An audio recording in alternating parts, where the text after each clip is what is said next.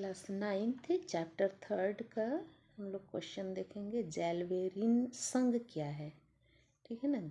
जॉलवेरिन संघ देखते हैं। ऑस्ट्रिया का चांसलर मेटरनिक ने जर्मनी में अपना राजतंत्रवादी विचार प्रतिक्रियावादी नीति को संचालित कर रहा था। समझ में आ रहा है।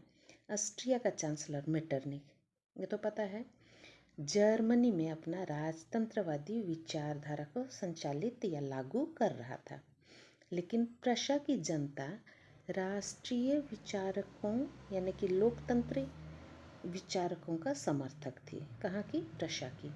तो प्रशा में 67 भिन्न भिन्न चुंगी व्यवस्था थी, टैक्स लेने वाली व्यवस्था थी। कितना? 67, ठीक है ना। अतः चोरी छिपे माल सप्लाई होता था। अतः इसी असुविधा को दूर करने के लिए 1834 में 18 जर्मन राज्यों को 18 जर्मन राज्यों को मिलाकर जॉलवेरिन नामक आर्थिक संघ बनाया गया था, ठीक है ना।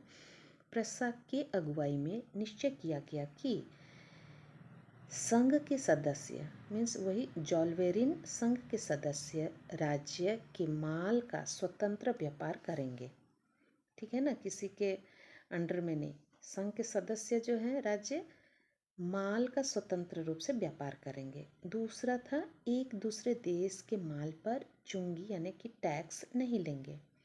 बहुत सारे देश इस संघ के सदस्य बने, जैसे कि हॉलैंड, इंग्लैंड, बेल्जियम देश प्रशा के साथ व्यापारिक संधि किए।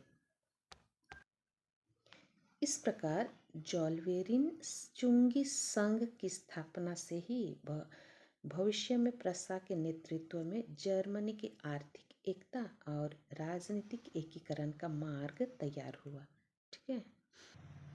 अगला क्वेश्चन है, फिलिके हिटारिया क्या है? फिलिके हिटारिया यूनान देश के देशभक्तों का एक गुप्त राष्ट्रीय संगठन था। कहाँ का? यूनान का, ठीक है ना।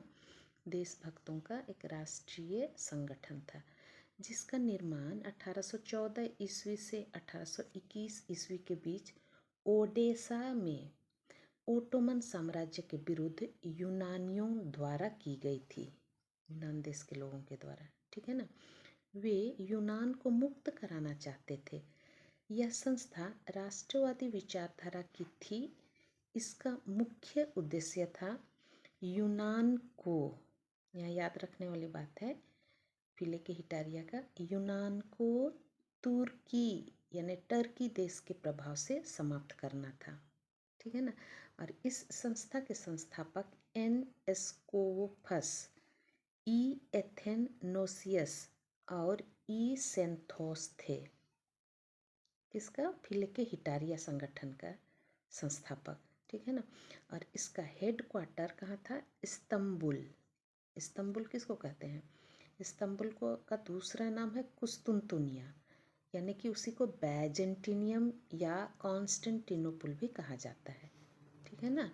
तो फिलिके हिटारिया जो था यूनान के देशभक्तों का एक राष्ट्रीय संगठन, वो क्या काम कर रहा था? एक्चुअली यूनान देश को तुर्क या टर्की देश के प्रभाव से समाप्त करना, यही मेन उद्देश्य था, ठीक है।